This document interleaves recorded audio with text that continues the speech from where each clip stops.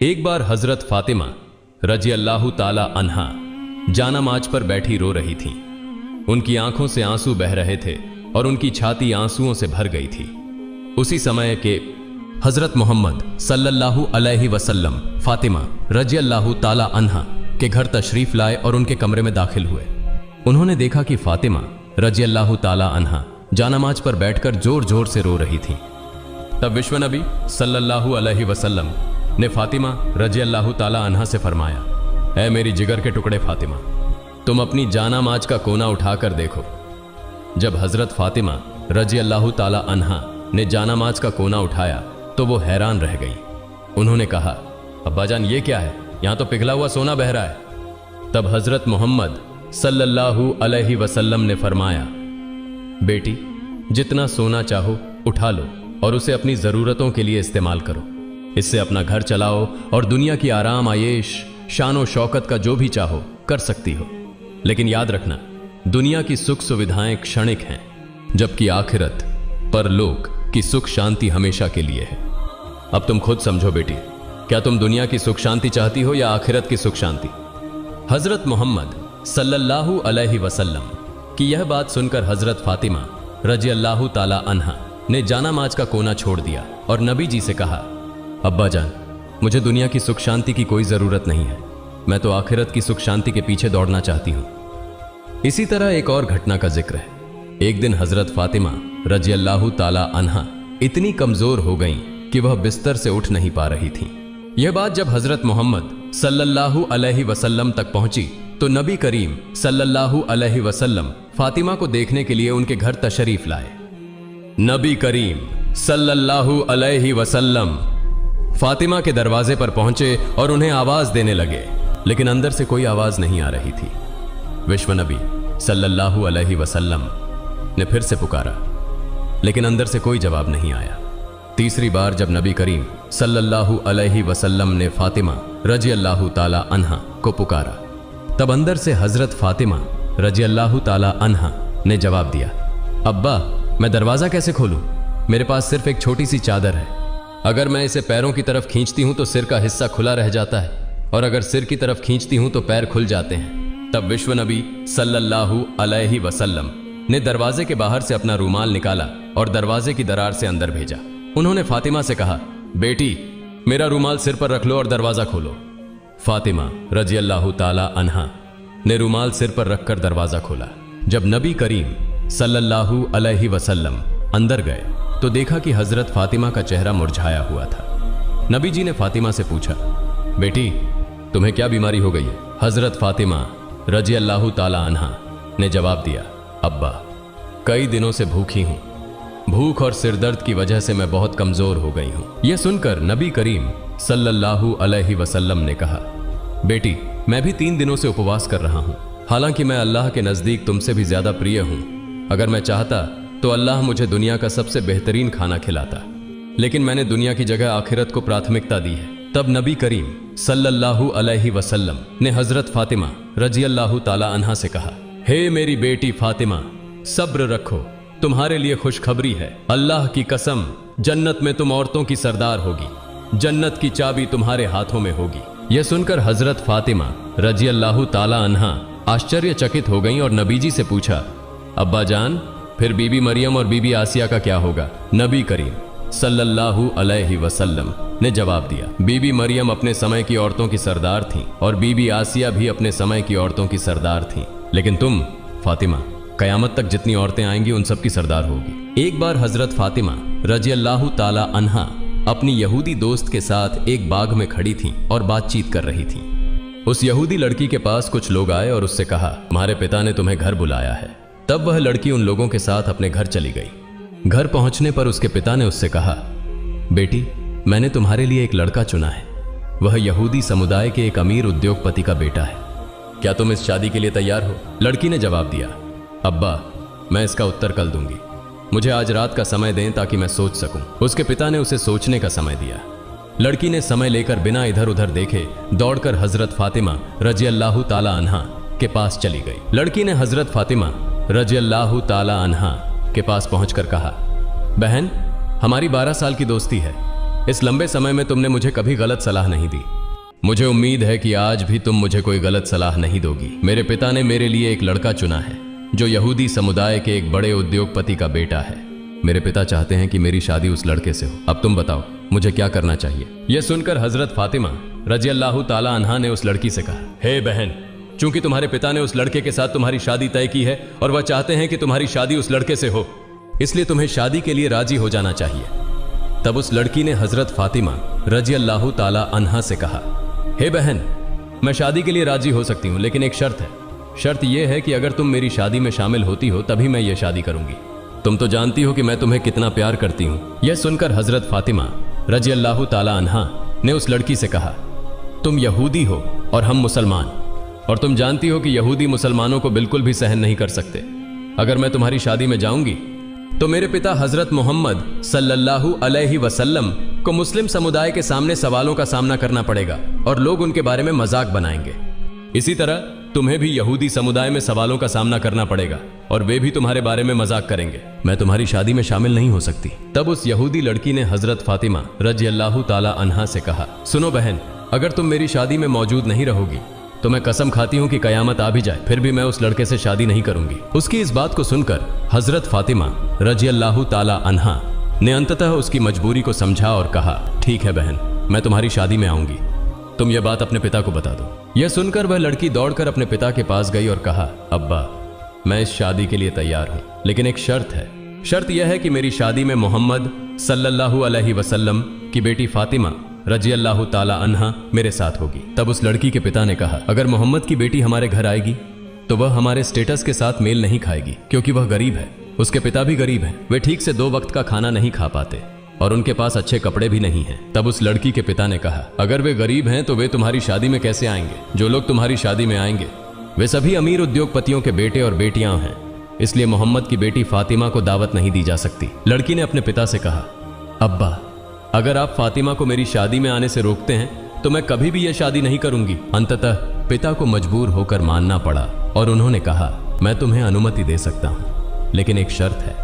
शर्त यह है कि अगर मोहम्मद की बेटी फातिमा हमारे घर आना चाहती है तो उसे नए और सुंदर कपड़े पहनकर आना होगा। अगर वह पुराने कपड़े पहनकर आती है तो उसे हमारे घर में प्रवेश करने की अनुमति नहीं मिलेगी। यह सुनकर वह लड़की फिर से दौड़कर हजरत फातिमा रजी अल्लाह ताला अन्हा के पास गई और रोते हुए कहने लगी, हे बहन, मेरे पिता नहीं चाहते कि तुम मेरी शादी में आओ, लेकिन उन्होंने एक शर्त पर सहमति दी है। शर्त यह है कि अगर तुम मेरी शादी में आओगी तो तुम्हें नए और सुंदर कपड़े पहनने होंगे। अब तुम बताओ, क्या तुम मेरी शादी में आओगी? हजरत फातिमा रजी अल्लाह ताला अन्हा ने उस यहूदी लड़की से कहा, मेरी जिंदगी में मैंने कभी नए कपड़े नहीं देखे। दिन के बाद दिन बीतते जाते हैं और हमारे घर के चूल्हे में आग तक नहीं जलती। कई बार हम भूखे रहते हैं, ऐसे में नए कपड़े कहां से लाऊं? तब उस लड़की ने कहा, हे बहन, अगर तुम अपनी जुबान से बस ये कह दो कि तुम नए कपड़े पहनकर मेरी शादी में आओगी तो मुझे विश्वास है कि तुम्हारे सृष्टिकर्ता महान अल्लाह तुम्हारे लिए नए कपड़ों का इंतजाम करेंगे, क्योंकि मैं जानती हूं कि तुम्हारे और तुम्हारे रब के बीच एक बहुत ही अच्छा रिश्ता है। हजरत फातिमा रजी अल्लाह ताला अन्हा ने भावुक होकर कहा, इंशाअल्लाह मैं तुम्हारी शादी में आऊंगी और दुनिया के सबसे शानदार कपड़े पहनकर आऊंगी। यह सुनकर वह लड़की दौड़कर अपने पिता के पास गई और कहा, अब्बा, फातिमा मेरी शादी में आएंगी और सबसे कीमती कपड़े पहनकर आएंगी। इसके बाद शादी की तारीख तय हो गई। दूसरी ओर हजरत फातिमा रजी अल्लाह ताला अन्हा चिंतित थीं कि शादी का दिन नजदीक आ रहा है और मैंने वादा किया है कि मैं नए कपड़े पहनकर शादी में जाऊंगी, लेकिन मेरे पास नए कपड़े नहीं हैं। यह सोचते हुए हजरत फातिमा रजी अल्लाह ताला अन्हा ने अपना जयनमाज बिछाया और नमाज में बैठ गई। सिजदे में जाकर उन्होंने आंखों से आंसू बहाते हुए कहा, हे माबूद, इस दुनिया में मेरा आपसे गहरा संबंध बन गया है जिसे आज तक कोई नहीं जानता। हजरत फातिमा रजी अल्लाह ताला अन्हा ने रोते हुए अल्लाह से कहा, महीनों से मैं भूखी रही हूं, कभी भी मैंने आपसे कुछ नहीं मांगा, लेकिन आज मैं आपसे एक नए कपड़े की दरख्वास्त कर रही हूं। यह मेरी किसी जैविक या शारीरिक जरूरत के लिए नहीं है।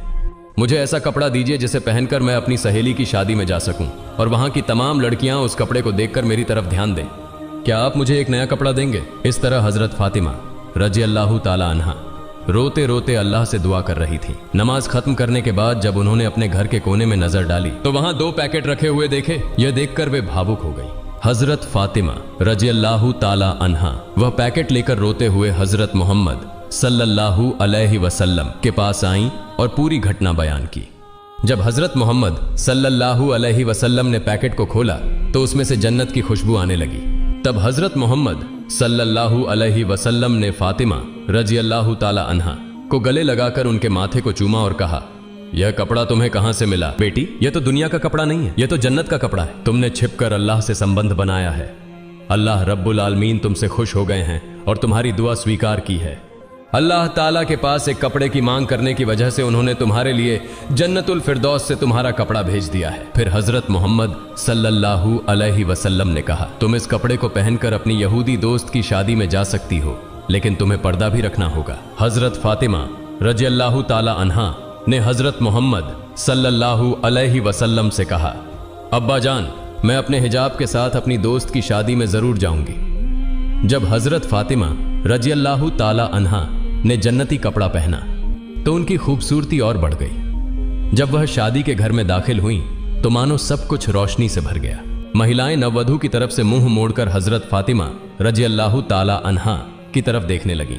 सभी कहने लगी, फातिमा, तुम तो गरीब हो, फिर तुम्हें इतना महंगा और खूबसूरत कपड़ा कहां से मिला? हजरत फातिमा रजी अल्लाह ताला अन्हा ने कहा, मैंने इसे बाजार से खरीदा है। महिलाएं चकित होकर पूछने लगीं, कौन से बाजार से, किस दुकान से खरीदी है? तब हजरत फातिमा रजी अल्लाह ताला अन्हा ने मुस्कुराते हुए कहा, तुम लोग उस बाजार को नहीं जानती और न ही उस दुकान को पहचानोगी। इस प्रकार हजरत फातिमा रजी अल्लाह ताला अन्हा ने अपने अद्भुत अनुभव को साझा करते हुए सभी को अपनी खासियत का एहसास कराया। हजरत फातिमा रजी अल्लाह ताला अन्हा ने कहा, यह एक ऐसा बाजार है जिसे जाने के लिए एक खास रास्ता है। तुम उस रास्ते का नाम नहीं जानती हो और न ही तुम उस बाजार का पता पहचान सकोगी। महिलाएं बोली, हमें सिर्फ एक बार उस बाजार का पता बता दो, हम जरूर वहां पहुंच जाएंगी। हजरत फातिमा रजी अल्लाह ताला अन्हा ने फिर कहा, मैंने जो कपड़ा खरीदा है वह उस विशेष दुकान से है जिसे जाने के लिए एक खास रास्ता अपनाना पड़ता है, लेकिन वह रास्ता है सिरात अल मुस्तकीम। यह वही रास्ता है जो सही मार्ग का संकेत देता है और जिस पर चलकर इंसान अपने ईमान को मजबूत कर सकता है। महिलाएं आश्चर्यचकित थीं और सोचने लगीं कि इस खास रास्ते की पहचान कैसे की जाए। हजरत फातिमा रजी अल्लाह ताला अन्हा ने कहा, इस रास्ते के लिए मेरे पिता हजरत मोहम्मद सल्लल्लाहु अलैहि वसल्लम हमेशा इस्लाम के प्रचार में लगे रहते हैं। यह वही रास्ता है जिसके लिए मेरे पिता ताइफ की जमीन पर 3 बार जख्मी हुए थे। इसका नाम है सिरात अल मुस्तकीम। अगर तुम इस रास्ते पर चलोगी तो तुम सही मायने में उस बाजार तक पहुंच सकोगी। जाते जाते एक बाजार पाओगी, उस बाजार का नाम है जन्नत, और उस बाजार में एक दुकान है, उस दुकान का नाम है जन्नातुल फिरदौस। वही दुकान का मालिक है जिसने मुझे यह कपड़ा दिया है। महिलाएं इस कपड़े को पाने के लिए इतनी बेताब हो गईं कि उनमें से एक बोली, फातिमा, हम उस दुकान के मालिक के पास जाना चाहती हैं, तुम हमें वहां ले चलो। जवाब में हजरत फातिमा रजी अल्लाह ताला अन्हा ने कहा, उस दुकान के मालिक के पास जाने के लिए तुम्हें एक वाक्य पढ़ना होगा। क्या तुम वह वाक्य पढ़ सकती हो?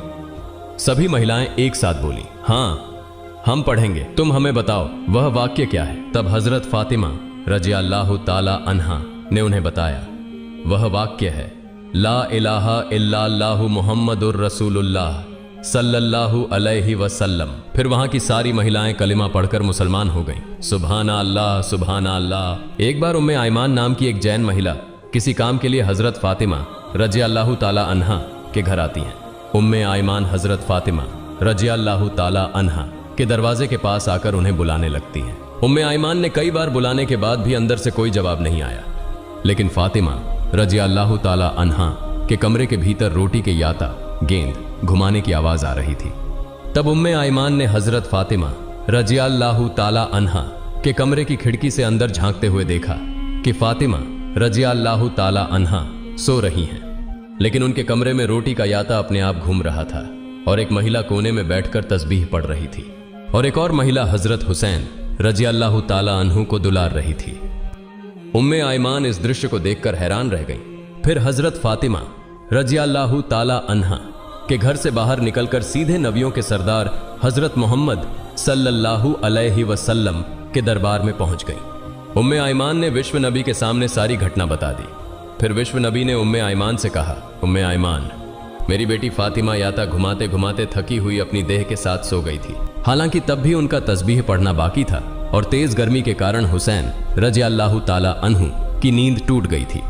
इसलिए अल्लाह रब्बुल आलमीन ने फातिमा रज़ी अल्लाह ताला अन्हा के कमरे में 3 फरिश्तों को 3 कामों को संपन्न करने के लिए भेज दिया। एक फरिश्ता अदृश्य रूप से याता गेंद घुमा रहा था, जबकि दूसरा फरिश्ता फातिमा के बाकी तस्बीह को पढ़ रहा था, और तीसरा फरिश्ता हजरत हुसैन रज़ी अल्लाह ताला अन्हु को झूले में सुला रहा था। उम्मे आयमान, तुमने जो देखा वह सच है। तुमने जो 3 महिलाओं को देखा है वे कोई सामान्य महिलाएं नहीं हैं, वे अल्लाह रब्बुल आलमीन की तरफ से भेजे गए फरिश्ते हैं। तब नबी करीम सल्लल्लाहु अलैहि वसल्लम के मुंह से ये बातें सुनकर उपस्थित सहाबा और उम्मे आयमान हैरान रह गए। वे फातिमा रज़ी अल्लाह ताला अन्हा के लिए दुआ करने लगे और उम्मे आयमान अल्लाहु अकबर कहते हुए नबी करीम सल्लल्लाहु अलैहि वसल्लम के दरबार से बाहर निकल गई। एक बार 3 दिनों तक विश्व नबी का कोई पता नहीं चल रहा था। हजरत उमर रज़ी अल्लाह ताला अन्हु और हजरत अब्बू बकर रज़ी अल्लाह ताला अन्हु पागल होकर नबी सल्लल्लाहु अलैहि वसल्लम को खोजने निकल पड़े। उमर रज़ी अल्लाह ताला अन्हु के हाथ में एक तलवार थी। उमर रज़ी अल्लाह ताला अन्हु और अब्बू बकर रज़ी अल्लाह ताला अन्हु कुछ यहूदियों को देखकर गरज उठे। उमर ने तलवार तानकर कहा, हे यहूदी बच्चों, मेरे नबी कहाँ हैं? बताओ, तुमने मेरे नबी को कहाँ देखा है? नहीं तो मैं उमर आज तुम्हें सबको काट डालूंगा। तब यहूदी बोलने लगे, हे उमर, विश्वास करो, हम तुम्हारे नबी को नहीं देख पाए हैं।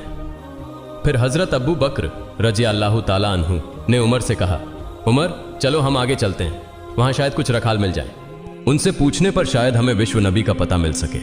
मन इसके बाद हजरत अब्बू बकर रज़ी अल्लाह ताला अन्हु और उमर रज़ी अल्लाह ताला अन्हु आगे की तरफ चलने लगे। कुछ दूर चलने के बाद वे एक पहाड़ के पास कुछ रखालों को देख पाए। अब्बू बकर रज़ी अल्लाह ताला अन्हु ने रखालों से पूछा, हे रखालों, क्या तुमने इस तरफ से हमारे धर्म के नबी को जाते हुए देखा है?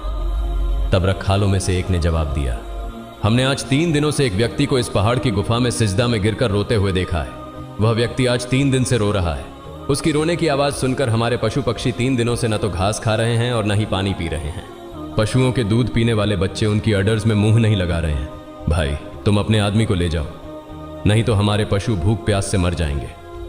तब हजरत अब्बू बकर रज़ी अल्लाह ताला अन्हु ने उमर से कहा, उमर, जिसका रोना सुनकर पशु पक्षियों ने खाना पीना छोड़ दिया है वह और कोई नहीं बल्कि हमारे धर्म के नबी मोहम्मद रासूलुल्लाह सल्लल्लाहु अलैहि वसल्लम होंगे। चलो हम आगे जाकर देखते हैं। फिर हजरत अबू बकर रज़ी अल्लाह ताला अन्हु और हजरत उमर रज़ी अल्लाह ताला अन्हु पहाड़ के सामने एक गड्ढे में जाकर देखे कि विश्व नबी सिजदा में गिरकर रो रहे हैं।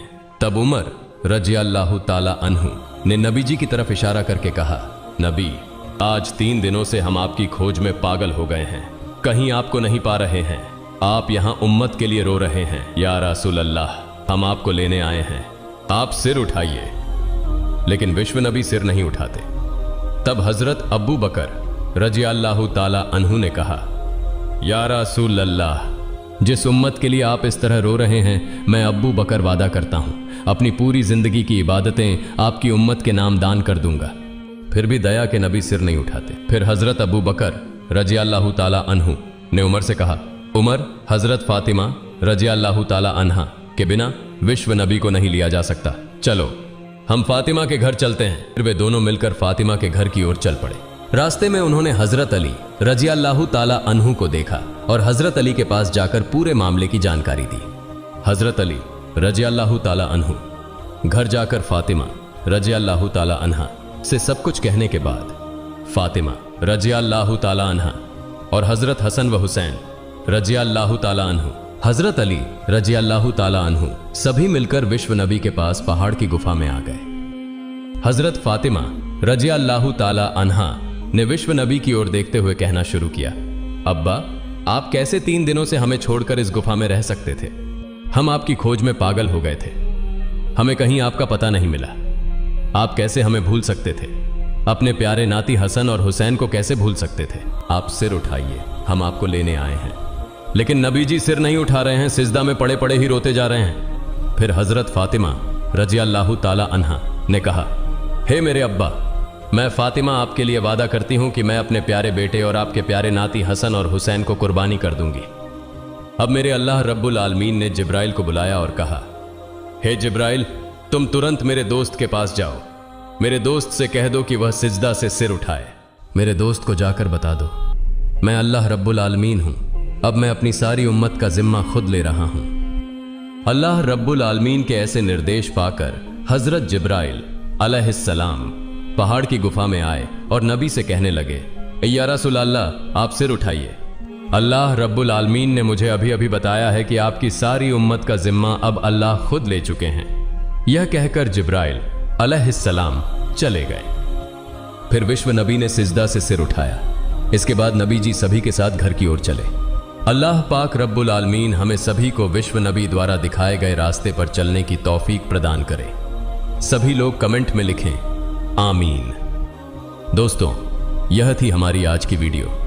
दोस्तों, अगर आपको मेरी वीडियो पसंद आई हो तो तुरंत चैनल को सब्सक्राइब करें और पास वाले बेल आइकन को प्रेस कर दें। फिर मिलेंगे एक नए वीडियो में। तब तक सभी अच्छे रहें, स्वस्थ रहें। अल्लाह हाफिज।